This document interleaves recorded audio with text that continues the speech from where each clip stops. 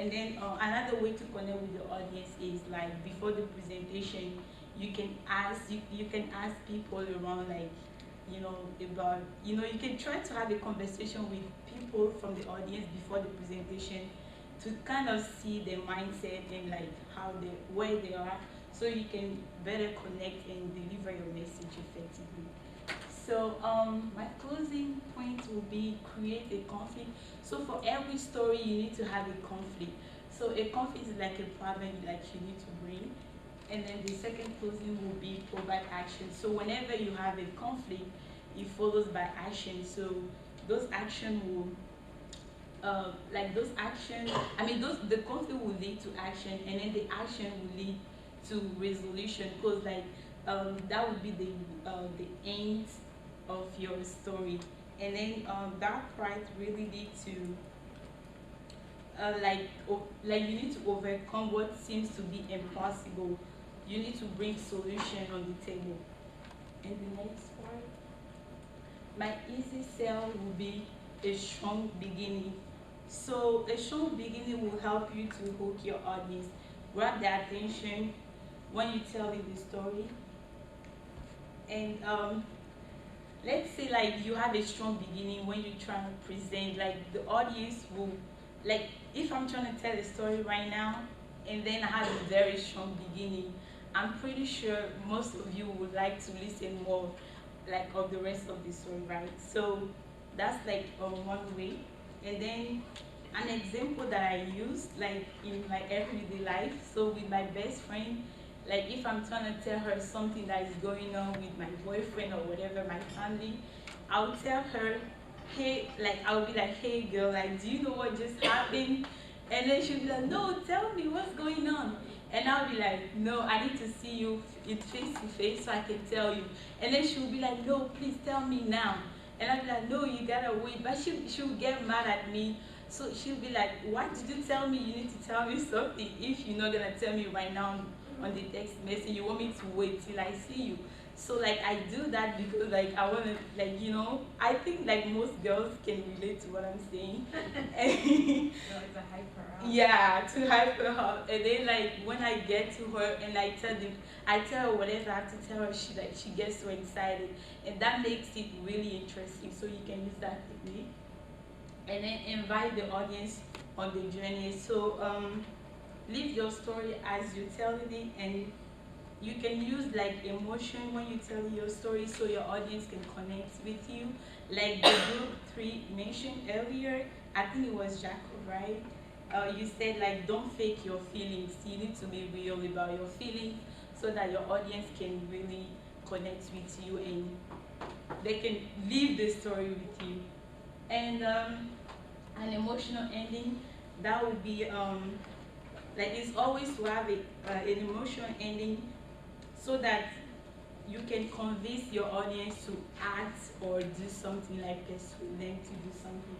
So a good example would be like a commercial, like about people who have like cancer, and then like they're trying to raise funds to pay for their medical expenses, and then they ask for people to, like somebody that have cancer will come and explain his story, and then like get people emotion so people can donate to the organization so that they can pay for the medical expenses.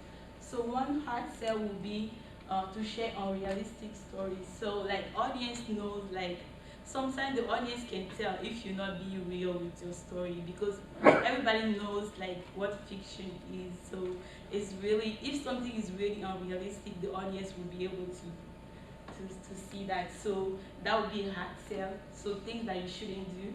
And be disorganized. So like let's say in your story you don't follow like chronological order.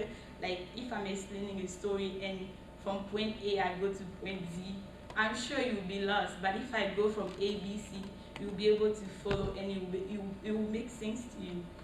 And my third part would be have low energy and inspiring. So like me speaking right now, if I was like, you know, my day was like, like you guys will be bored, but like I try to raise my voice so everybody can hear my story, everybody can hear what I have to share, and that makes it really like good for the presentation or whatever I'm trying to achieve. So I'm gonna pass now. We're gonna have a little break, and then you guys will answer this question for me. Okay, instead of break, let's try to go. We jump into it. We're running out of time, so let's try to go into recommendation 5, and then we're gonna take one questions from it. And if you guys need more help, we can do it after our presentation. So our fifth recommendation is that we want to use powerful icons. Now, what is a powerful icon? Powerful icon would be someone that's an expert in their field, or someone that has a lot of authority in their field. Someone like Steve Jobs for the technology field, or like Michael Jordan for basketball. And so, why would you want to use powerful icons? Well, it strengthens your message. It relates the audience to your message, and it increases the audience trust because they're an authoritative source. Well, how do you use a powerful icon? Well, you want to use qualified experts. You want to pick popular people so that your audience can relate to it better. And you want to merge the icon with your message, thus strengthening your argument. Now, some best ways to do this is to find multiple sources. If you find multiple authoritative sources that all echo your argument and your message, well then people are more likely to believe it and understand it. If you focus on the credentials, it strengthens your argument. Like if I told you that Steve Jobs thought that this particular phone was the best phone, you're more likely to believe it over, say, my neighbor Barry, who says that this phone is the best phone. So you don't want to pick obscure people. You want to set examples up. So if I say Steve Jobs is a pioneer in his field and has sold billions of dollars of iPhones, that's going to be more strong than my neighbor Barry, who has 3 phones. So you don't want to use unqualified examples, my neighbor Barry, and you don't want to divert from your message. So Barry might focus on one specific part, but that won't help sell all of your message. And now I'm going to hand it off to Tate.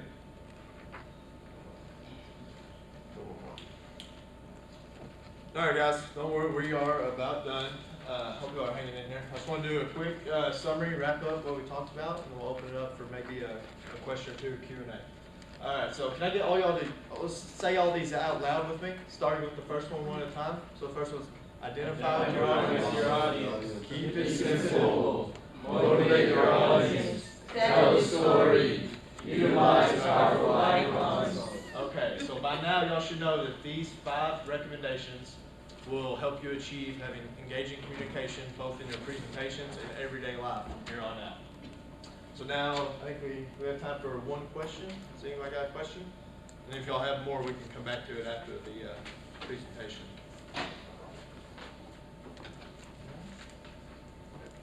Yes? What are some other ways you can identify with your audience? So okay, that's a good question. What was your name?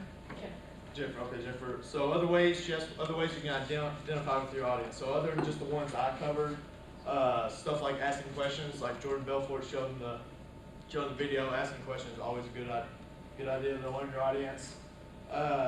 Do the opposite of what everyone else does. That attracts the audience. They're used to the same old stuff, so do something different.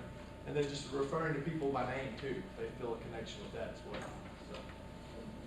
All right, well, thank you. That concludes our presentation.